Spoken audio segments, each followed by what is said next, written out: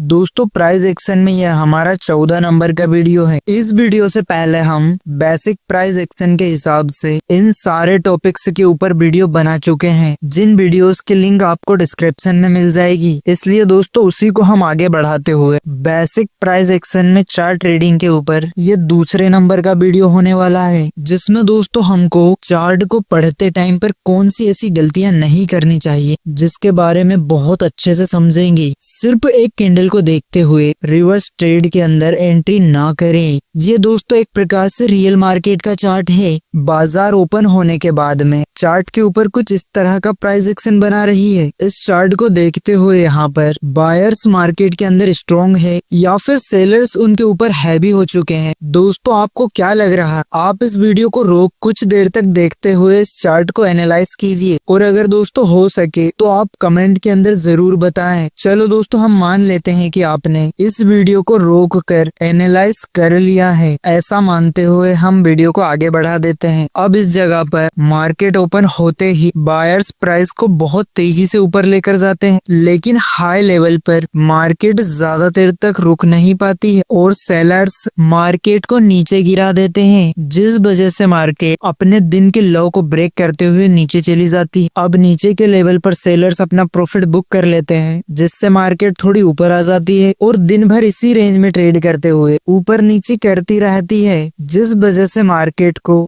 दिन के आखिरी में क्लोजिंग देने में सक्सेस हो जाते हैं। इन जगह पर बायर्स मार्केट को 2 बार ऊपर ले जाने की कोशिश करते हैं, लेकिन बाइंग में प्रेशर कम होने की वजह से मार्केट ज्यादा ऊपर नहीं जाती है, जिस वजह से सेलर्स मार्केट के अंदर हैवी पड़ जाते हैं और मार्केट को नीचे के लेवल पर क्लोजिंग देने में सक्सेस हो जाते हैं। अब दोस्तों इस वाले पूरे प्राइस एक्शन को देखते हुए आपके दिमाग में ये एक बात तो क्लियर हो गई होगी कि इस हाई लेवल के ऊपर सेलर्स अभी भी एक्टिव हैं, जिस वजह से ये एक प्रकार का स्ट्रॉन्ग सा रेजिस्टेंस और सप्लाई जोन बन चुका है। अब दोस्तों अगले दिन मार्केट इसी रेंज में ओपन होता है और सेलर्स एक बार फिर से बहुत ज्यादा हैवी सेलिंग करते हैं, जिस वजह से मार्केट बहुत ज्यादा तेजी से नीचे जाते हुए अपने पहले दिन के लो के पास आ जाती है। इस जगह पर कुछ सेलर्स अपना प्रॉफिट बुक कर लेते हैं, जिससे मार्केट के अंदर इस प्रकार की एक इनसाइड बुलिश कैंडल जनरेट होती है। अब दोस्तों यही वो जगह है जिसमें सबसे ज्यादा रिटेल ट्रेडर्स फंसने वाले हैं। किस तरह से फंसने वाले हैं, चलो इसको डिटेल में जानते हैं। इस जगह पर मार्केट ओपन होते ही स्ट्रॉन्ग से सेलिंग होने की वजह से मार्केट बहुत तेजी से नीचे आया, जिस कारण दोस्तों ऊपर से जिन भी लोगों ने सेलिंग करी है उनको बहुत अच्छा प्रॉफिट मिल चुका है, और साथ ही साथ मार्केट अपने पिछले दिन के लो के पास ट्रेड कर रही है, जहां पर इससे पहले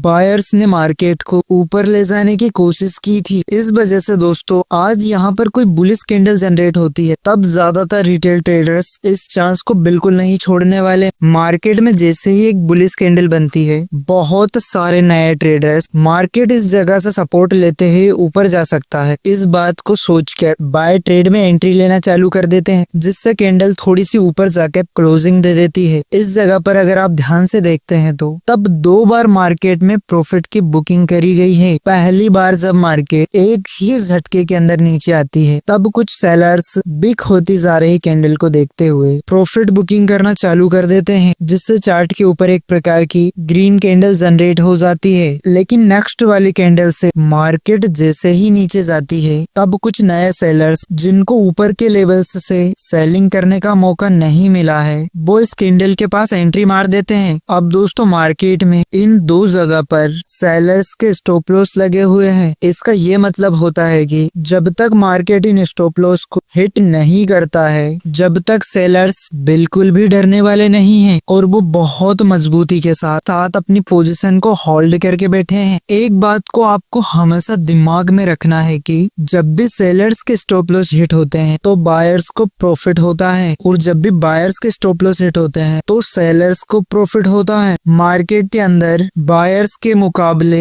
सेलर्स की ताकत हमेशा ज्यादा होती है। इस कारण दोस्तों ज्यादातर बायर बायर्स के ही स्टॉप लॉस हिट होते हैं, जिस वजह से सेलर्स को प्रॉफिट होता है। इस जगह पर बायर्स मार्केट को सेलर्स के स्टॉप लॉस के पास ले आते, लेकिन इस एरिया के ऊपर क्लोजिंग देने में फेल हो जाते हैं। इसका मतलब यहाँ पर सेलर्स अभी भी एक्टिव हैं। किसी भी चार्ट के अंदर मार्केट जब भी सपोर्ट लेकर ऊपर जाती है, तब दोस्तों ये रिवर्सल है या फिर पुल बैक है। आप फिबोनाची रिट्रेसमेंट टूल को हाई से लगाकर लो तक लगाकर देखेंगे, तब इस जगह पर मार्केट ने 0.05 लेवल से ऊपर क्लोजिंग नहीं दी है। अगर मार्केट इस जगह पर 0.5 लेवल को ब्रेक करते हुए उसके ऊपर कुछ देर ट्रेड करने के बाद ऊपर की तरफ जाने की कोशिश करती, तब आप इसको एक प्रकार से रिवर्सल की तरह ट्रेड कर सकते थे। लेकिन मार्केट 0.38 पॉइंट से ही रिजेक्शन लेते हुए नीचे की ओर चली जाती है। इसका ये मतलब है कि अभी भी मार्केट के अंदर स्ट्रॉन्ग सा बेरिश ट्रेंड मौजूद है, जिस कारण इस जगह पर जो अपसाइड मूव आया है वो सिर्फ एक तरह का पुल बैक था, जो कि सेलर्स के प्रॉफिट बुक करने की वजह से बना था। अब जैसे ही मार्केट सेलर्स के स्टॉप लॉस के पास आती है, तब सेलर्स अपना स्टॉप लॉस बचाने के लिए फिर से सेलिंग करना चालू कर देते हैं, जिस वजह से सेलिंग में प्रेशर बढ़ जाता है और मार्केट नीचे मौजूद सारे बायर्स के स्टॉप लॉस हिट करते हुए बहुत तेजी से नीचे चली जाती है। इस कारण से ही चार्ट के ऊपर सिर्फ एक स्ट्रॉन्ग सी बुलिश कैंडल को देखते हुए कभी भी रिवर्स ट्रेड के अंदर एंट्री प्लान नहीं करनी चाहिए। चलो दोस्तों, अब हम आगे बढ़ते हैं। हमेशा सही कैंडल के ब्रेकआउट करने का इंतजार करना एक समझदारी होती है। ये दोस्तों एक प्रकार से रियल मार्केट का चार्ट है। यहाँ पर मार्केट ओपन होते ही बायर्स मार्केट को ऊपर ले जाने की कोशिश करते हैं, लेकिन फेल हो जाते हैं, जिससे मार्केट लोअर लॉस बनाते हुए नीचे की ओर चली जाती है। लेकिन नीचे के लेवल पर सपोर्ट लेते हुए फिर से ऊपर की ओर जाती है, जिस प्राइस एक्शन की वजह से मार्केट में हायर लेवल्स पर रेजिस्टेंस जोन और नीचे के लेवल पर एक प्रकार का सपोर्ट जोन बन जाता है। अब दूसरे दिन जब मार्केट ओपन होती है, तब मार्केट एक बड़ी सी रेड कैंडल बनाते हुए नीचे जाती है, लेकिन बायर्स बाय में एंट्री करते हैं, जिस वजह से मार्केट के अंदर बड़ी सी बिग वाली कैंडल जनरेट होती है। अगली 2 कैंडल के अंदर बायर्स मार्केट को इस रेजिस्टेंस से ऊपर ले जाने में फेल हो जाते हैं, जिस कारण मार्केट एक प्रकार के बेरिश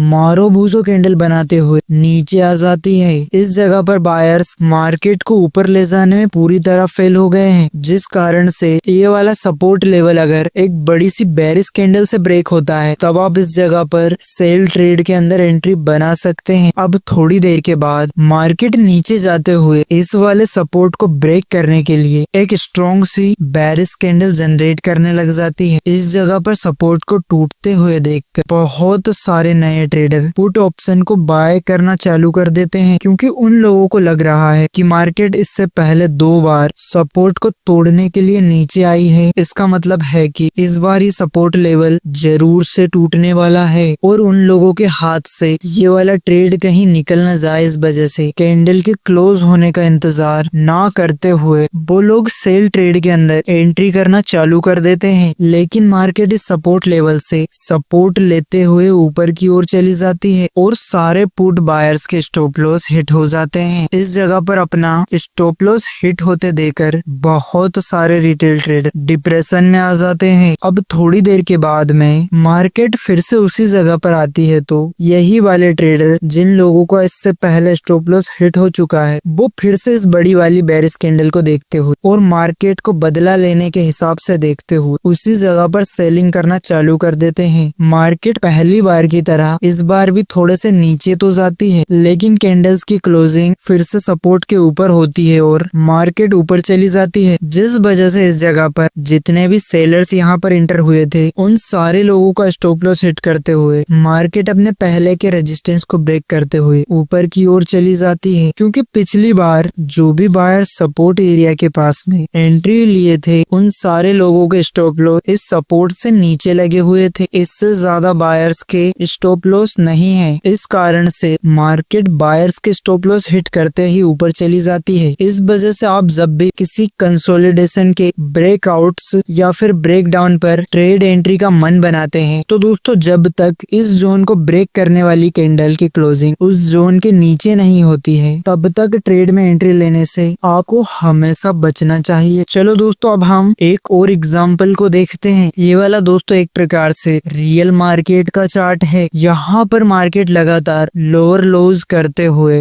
नीचे की ओर जा रही है। अगर दोस्तों आप इन सारे पॉइंट्स को एक ट्रेंड लाइन से कनेक्ट करने की कोशिश करेंगे तो आपको इस बात का पता चलेगा कि जब भी मार्केट इन ट्रेंड लाइंस को टच करती है तो वैसे ही रिवर्स ले लेती है। इसका ये मतलब है कि अभी मार्केट के अंदर एक प्रकार का सेल ट्रेंड मौजूद है। और साथ ही साथ अगर आप कैंडल्स की मूवमेंट को देख रहे हैं तो जब भी मार्केट ऊपर वाली ट्रेंड लाइन को टच करती है तो तब वो तेजी से नीचे आ जाती है, लेकिन जब नीचे की साइड की ट्रेंड लाइन को सपोर्ट लेते हुए ऊपर जाने की कोशिश करती है तो मार्केट थोड़ी रुक कर ऊपर की ओर जाती है। इसका मतलब है कि इस जगह पर बायर्स के मुकाबले सेलर्स मार्केट में हैवी हैं। और साथ ही मार्केट जब भी ट्रेंड लाइन के पास आती है तब बहुत सारे रिटेल ट्रेडर्स को फेक ब्रेकआउट और ब्रेकडाउन के अंदर ट्रैप किया गया है। यहाँ पर मार्केट में एक लॉन्ग विक के साथ एक प्रकार की बेरिश कैंडल जनरेट होती है, लेकिन इस कैंडल ने क्लोजिंग ट्रेंड लाइन के अंदर ही दी है। लेकिन दोस्तों इसी मार्केट को अगर आप छोटे टाइम फ्रेम के अंदर देखेंगे तो इस जगह पर एक बिग बेरिश कैंडल मारोबोजो कैंडल के साथ मार्केट ने इस वाली ट्रेंड लाइन को ब्रेक दिया है और कैंडल्स की क्लोजिंग भी ट्रेड लाइन के नीचे ही हुई है। इसका ये मतलब है कि जिस भी रिटेल ट्रेडर ने इस जगह पर ट्रेंड लाइन को बनाने के बाद इस प्रकार की ट्रेंड लाइन को ब्रेक करने वाली कैंडल को ट्रेड लाइन के नीचे क्लोजिंग देते देखा होगा, उसमें से बहुत सारे ट्रेडर्स ने इस जगह पर पुट ऑप्शन को बाय करते हुए ट्रेड के अंदर एंट्री मार दी होगी और अपने स्टॉप लॉस को हिट करवा बैठा होगा। तो दोस्तों इस वजह से जब भी आप इस तरह की ट्रेंड लाइन को बड़े टाइम फ्रेम के अंदर चार्ट के ऊपर बनाते हैं तो हमेशा आपको सेम उसी टाइम फ्रेम के अंदर मार्केट ने इस तरह की ट्रेड लाइन को ब्रेक दिया है या नहीं, इस चीज को जरूर देखना चाहिए और सेम उसी के हिसाब से ट्रेड के अंदर एंट्री लेने की कोशिश करें, तब जाकर ही आप फेक ब्रेकआउट से